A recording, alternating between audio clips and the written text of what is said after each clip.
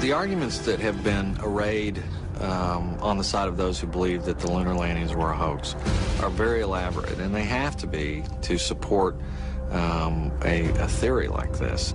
In the end, there's one set of evidence that is irrefutable, and that is that there are footprints, boot prints, still on the lunar surface.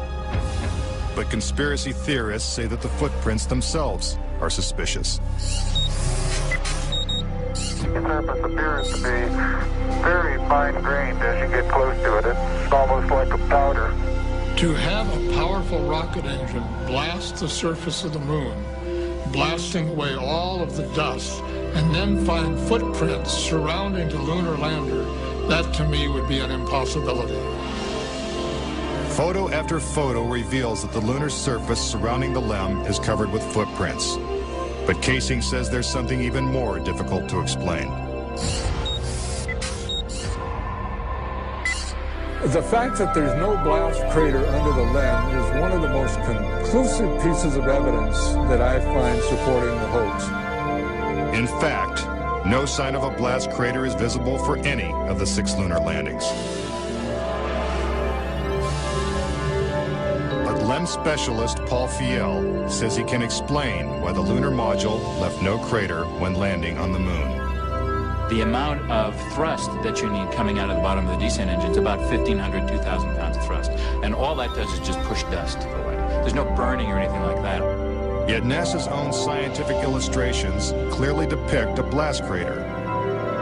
Then there's one other point. If they had truly landed on the moon, this dust would have then descended on the lunar lander, on the foot pads, and we find not a trace of dust on the foot pads. When I discovered that alone, I said, no way am I looking at a lunar lander that landed on the moon. Could it be that the LEM was just a prop on a giant lunar movie set? When Armstrong said, that's one small step for man and one giant leap for mankind, the footprint that he made could have easily been made in Area 51. Casing points out that the LEM's departure from the lunar surface is even more suspicious.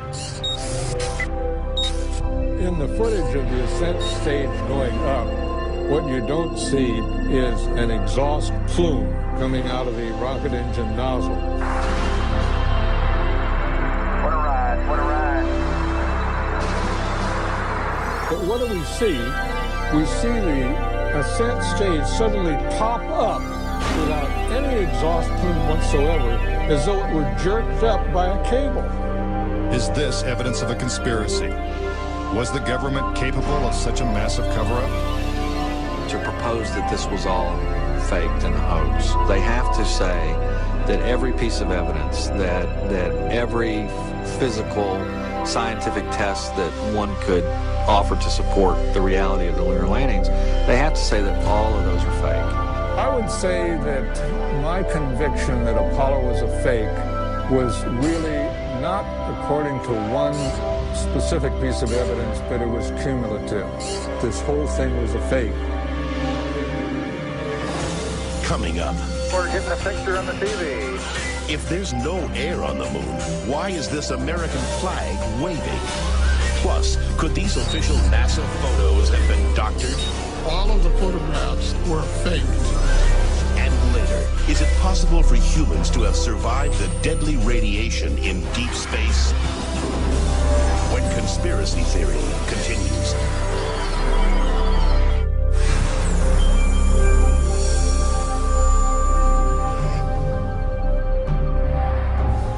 If the moon landings were actually filmed on a movie set, then where's the evidence? According to David Percy, an award-winning filmmaker and photographer, the proof is in NASA's own lunar photos and video. Our research suggests that images of the Apollo landings are not a true and accurate record. In our view, the Apollo pictures were faked. Many of the images are replete with inconsistencies and anomalies. In fact, Percy claims that when examined, these images suggest that man never went to the moon at all.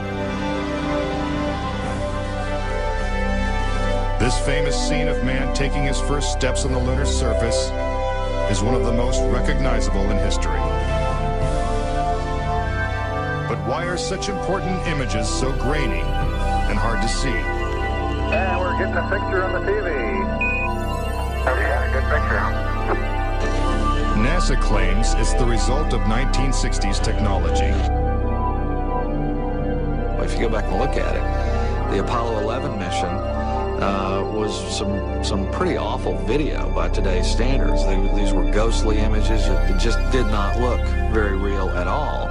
And that was a function of the transmitter at the time, the camera at the time that we had available to us to fly on Apollo 11. But investigative journalist Bart Sabrell believes that NASA intentionally made the images hard to see. NASA orchestrated the hoax in a very unique way through television. They had one picture which they completely controlled, black and white, grainy, that convinced everybody we were on the moon. We had no reason to doubt it. They had complete reins over the pictures, over the sound. I mean, it's sad to say, it was easier than people believe.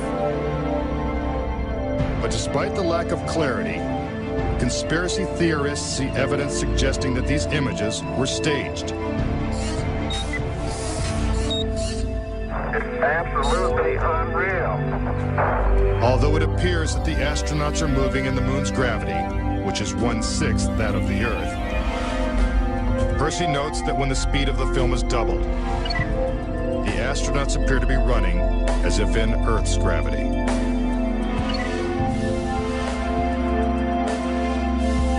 Also, when the footage of the lunar rover is doubled in speed, it looks as if it's driving here on Earth. But there's another reason some believe the Apollo missions were shot on Earth.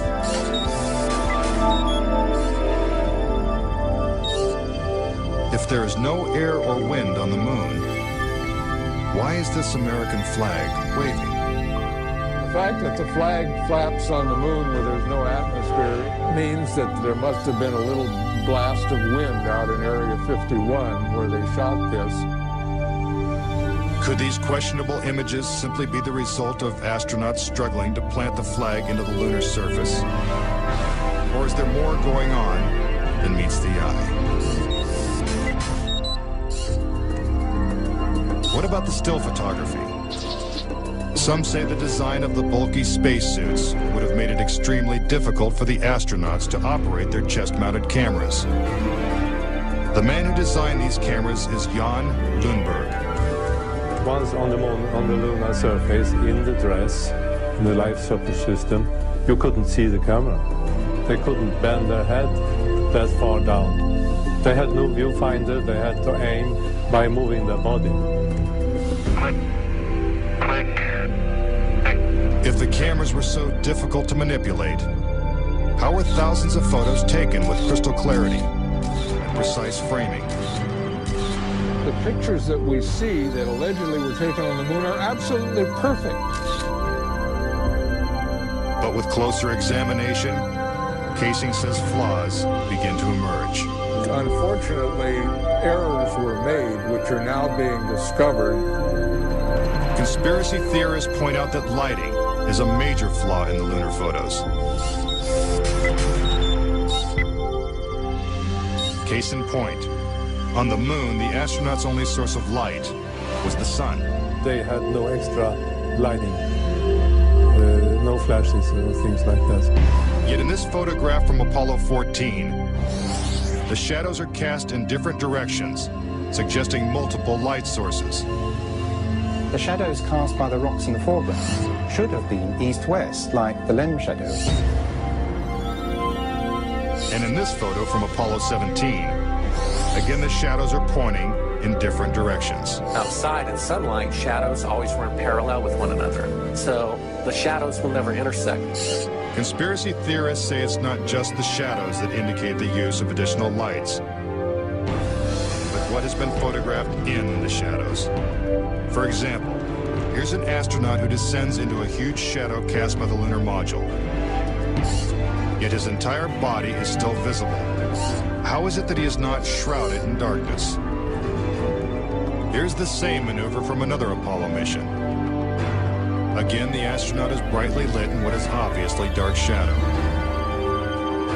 And in this picture, the sun is directly behind the astronaut. His figure should be a silhouette. Yet even the smallest characteristics of his suit are recognizable. It seems like he's standing in the spotlight. And I can't explain that. That escapes me. Why? And finally, in this picture with the sun behind the lunar module, the front of the craft is clearly visible. The words United States are crisp and clear. How could these backlit pictures be so detailed? It's because there's more than one light source, which means they're not on the moon. But NASA simply dismisses these arguments. There are a number of claims that the pictures taken by Apollo astronauts were faked. And there are so many, it would be an exercise in futility to go off and try to answer all of those. But the questions continue. Why do some of these images shot at different times and different places appear to have identical backgrounds? These two photos seem to have the same mountain backdrop, yet the lunar module is only present in one of them. Seemingly impossible, since the LEM never moved and its base remained even after the mission. What a ride. Some suggest the same artificial backdrop was used when shooting two entirely separate pictures. Background discrepancies are also apparent in the lunar video. The best evidence are some pictorial anomalies in the photographic record of the trip to the moon. There is one for Apollo 16 where the same shot, the same hill, appears in 2 different days. This tape was shot on what was reported to be the first of Apollo 16's lunar excursions. But it couldn't pick a better spot. And this video was from the next day at a different location. That is the most beautiful sight. NASA claims the second location was 2.5 miles away. But when one video is superimposed over the other, the locations appear identical. The conspiracy theorists see that as evidence that we didn't go to the moon, that it was staged, and the opposite point of view is that it's a case of bad editing. It's absolutely unreal. Conspiracy theorists claim that even closer examination of the photos suggest evidence of doctoring.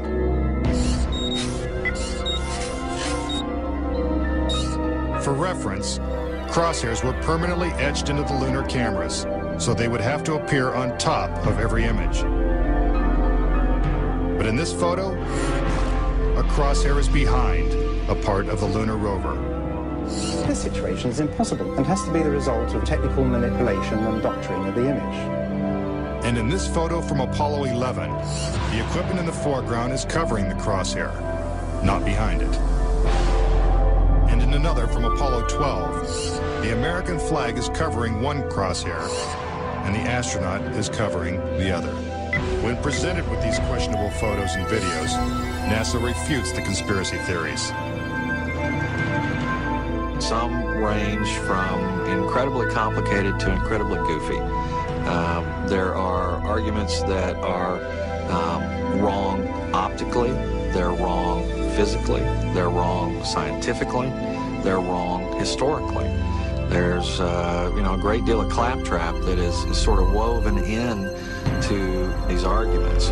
But despite what NASA says, conspiracy theorists still insist that Apollo was a hoax. When I looked at all the pictures and all the footage, I'm absolutely convinced, I bet my life on it, that we didn't go to the moon. I know for a fact that we didn't. Coming up next, tragedy strikes the Apollo program. The program could be stopped dead in its tracks. 3 astronauts die in a pre-launch simulation. But was it an accident? He was going to blow the whistle on the whole project. And later, could the astronauts have survived a trip into deep space?